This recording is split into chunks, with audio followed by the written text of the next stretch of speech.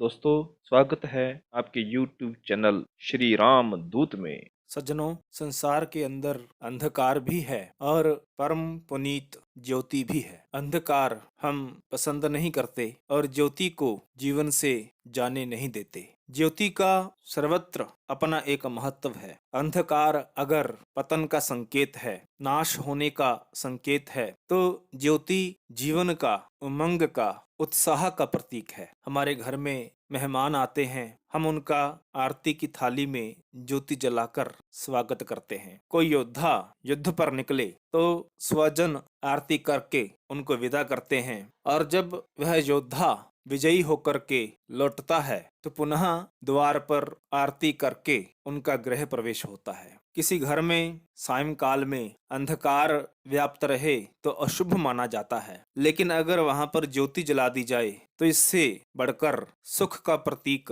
और क्या होगा। देवी देवताओं के स्थान बने होते हैं, मढ़ी, मसानी इत्यादि, वहां भी हम जाकर के दीपक जलाते हैं। गंगा मैया की आरती होती है तो वह भी दीपकों से ज्योति जला करके होती है। भगवान की मूर्ति के समक्ष जब पूजा में बैठना हो तो सर्वप्रथम ज्योति जला करके ही होता है। और यहाँ तक कि अगर कोई व्यक्ति घर में मृत अवस्था में आ जाए तो उत्तर भारत में यह प्रथा है कि मृतक शरीर के सिर के पास ज्योति जला करके रखी जाती है। क्यों? क्योंकि ज्योति जीवन का प्रतीक है। हमारे धार्मिक ग्रंथों में तो ईश्वर का रूप ही ज्योति कहा गया है। श्री कृष्ण गीता में कहते हैं, ज्योति शामपि तज्ज्योति तमसः प्रमुच्यते, के हे अर्जुन, मैं ज्योतियों की भी ज्योति हूँ और अंधकार से अति परे हूँ। श्री गुरु गोविंद सिंह जी महाराज कहते हैं, जमी जमान के बिखे समस्त एक ज्योत है। गुरबाणी में भी वर्णित है।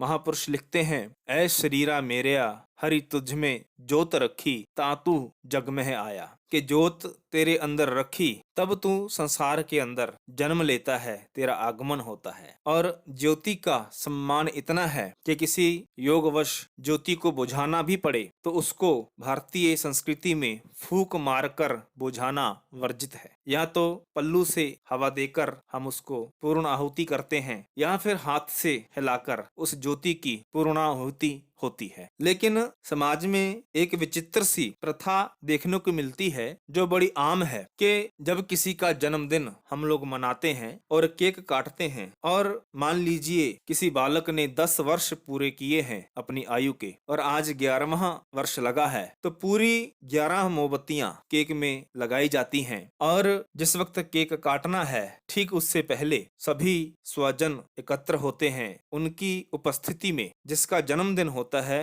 वह बालक अपने मुख से फूंक मारकर उन 11 मोमबत्तियों में से 10 मोमबत्तियां बुझा देता है और एक जलने के लिए छोड़ देता है। अब यह बात भारतीय संस्कृति के अनुसार तो नहीं है कि फूंक मारकर 10 ज्योतियों को बुझा दिया जाए, और ना ही समझ आती है कि किसी महापुरुष ने इसको प्रचारित किया हो। अगर मान भी लिया जाए कि इसके अंदर कोई ना कोई सुंदर संदेश अवश्य छुपा होगा, लाख ढूंढने पर एक दिव्य संदेश का पल्लू हाथ लगता है। वह यह है कि 10 वर्ष पूरे हुए और आज 11वां वर्ष लगा, तो बालक क्या करता है कि 10 मोमबत्तियां बुझा देता है। इसका क्या अर्थ कि अमुक बालक ने अपने जीवन के 10 वर्ष अपने ही द्वारा जीवन व्यतीत करते हुए समाप्त कर दिए, और इसलिए वह बालक स्वयं फूंक मारकर उन 10 मोमबत्तियों को बुझाता है, ज्योति की पूर्ण आहुति करता है। और अंत में एक मोमबत्ती जलते इसलिए छोड़ता है कि अब आने वाला जो 1 वर्ष है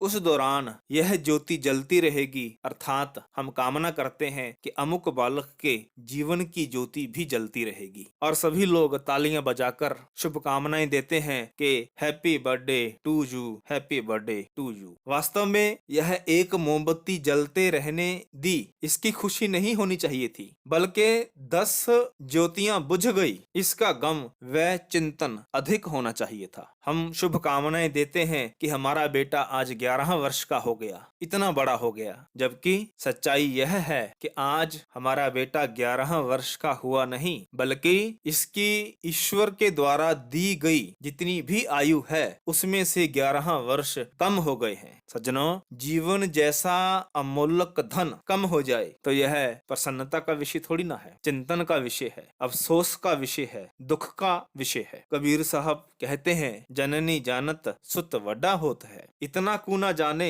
दिन दिन अवध घटत है। मोर मोर कहत अधिक लाड कर, पेखत ही जमराव हंसे है। माता हंसती है कि मेरा बेटा इतना बड़ा हो गया, और मेरा मेरा कहकर उसको दुलारती है। और जमराज यह दृश्य देखकर मन ही मन मुस्कुराता है कि पगली, जिसको तू मेरा मेरा कह रही है, वास्तव में यह तो मेरा है, और एक दिन मैं इसको अपने साथ लेकर के चला जाऊंगा। और यह सोचती है कि बेटा बड़ा हो गया, जबकि दिन दिन अवध घटत है कि हर दिवस इसका एक दिवस कम होता जा रहा है। सज्जनों, इस छोटी सी प्रथा के अंदर संदेश बड़ा सुंदर है कि जो बीत गया वो तो बीत गया, लेकिन कितना शेष है इसका कुछ पता ही नहीं। कोई पता नहीं कि एक कदम उठाया है और दूसरा कदम जो पीछे है अभी, वह उठकर के आगे आएगा भी अथवा नहीं आएगा। रावण की इतनी बड़ी लंका है, वह भी स्वर्ण की, और उसके नाते नातियां, उनकी भी संख्या अपार है, लेकिन आज उसकी तस्वीर के समक्ष कोई दीपक जलाने वाला पूरे खानदान में नहीं बचा है। महापुरुष ने कहा भी, 1 लख पूत 1.25 लाख नाती, तह रावण घर